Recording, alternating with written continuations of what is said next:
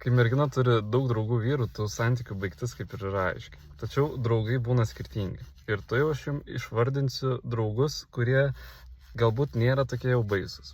Pirmas draugas tai draugas, kuris labiau primena draugę. Jisai pirmas paklausė jos dėl jos nagų atspalvių.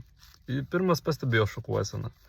Tai draugas, kuris visiškai nepavojingas. Antras draugas, kuris irgi nelabai pavojingas, tai draugas tarnas. Tai toks draugas, kuris išklausys visų jos verkšlenimų, nuveš, kur jai reikia, atvažiuos, kada reikia, padės nusinešti tašes, viską už ją padarys.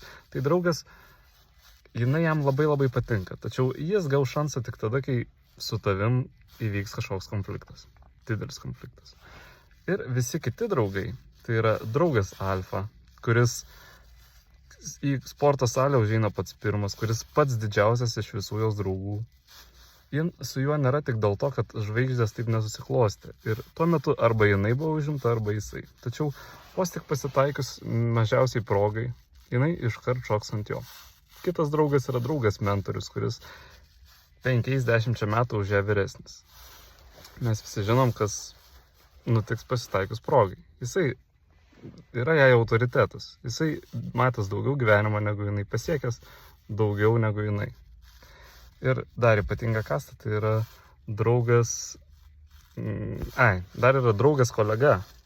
Draugas kolega, su kuriuo jinai matos dažniau nei tu, 5 dienas per savaitę po 8 valandas per dieną. Irgi pavojinga rūšis. Ir yra ypatinga kasta, kaip minėjau, tai draugas, su kuriuo kadaise kažkas buvo.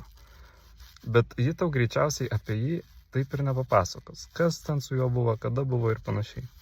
Daugiau šią temą aš esu įkėlęs video, tai prašau, kam įdomu, užeikite mano kanalą, pažiūrėkit video apie 8 minutės, kur detaliai išsamei apie tai pasakoju.